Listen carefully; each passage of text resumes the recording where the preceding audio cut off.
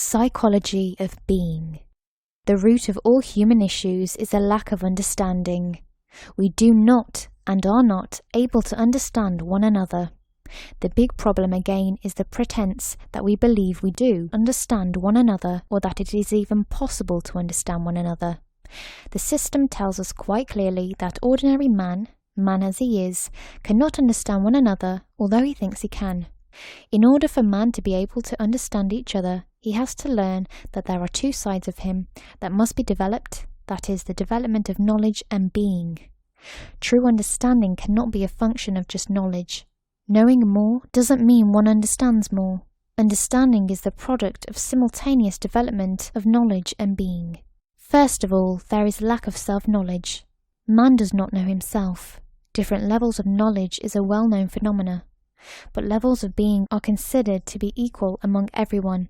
We can, however, distinguish big differences in levels of being between objects, animals, and humans, but we do not have an awareness of the different levels of being among humans themselves. Understanding means understanding of a part in relation to the whole, but the idea of the whole can be very different in people according to their knowledge and being.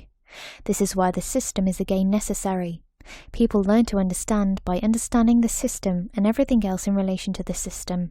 For that, we have to get back to the idea of 7 categories of man. You must realize that there is a great difference between men, number 1, 2, and 3, on the one hand, and men of the higher categories on the other hand. Man 1, 2, and 3, his being is largely connected to his center of gravity, instinct, emotion, or intellect.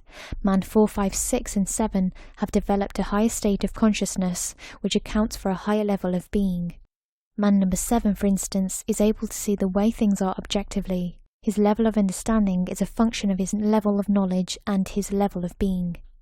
The very foundation of thinking about different levels of being comes from religious thought, where men were divided into pagans, unbelievers or heretics on the one hand, and into true believers, righteous men, saints, prophets on the other hand. In modern thought, people ignore the idea of being and different levels of being altogether. On the contrary, we believe that it is possible to be a great scientist and be selfish. We admire artists for their unreasonableness. It is almost as if the more discrepancies and contradictions there are in a man's being, the more interesting and brilliant we considering him to be. One cannot be a great thinker or a great artist with a perverted or an inconsistent mind, just as one cannot be an obese circus athlete. If knowledge outgrows being, man ends up with a distorted and one-sided development.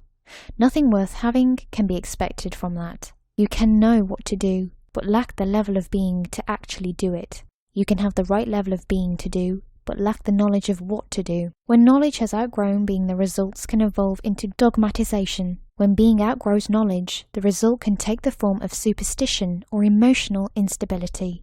For understanding, man must have a common language or agree on certain signs or symbols by which they will designate things. That is where school works play a big role. But schoolwork, according to the principles of the fourth way, also consists of working together with others and receiving a special kind of knowledge by a conscious teacher.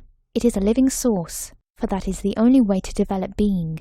People who understand one another must not only have an equal knowledge, they must also have an equal being. Only then is mutual understanding possible.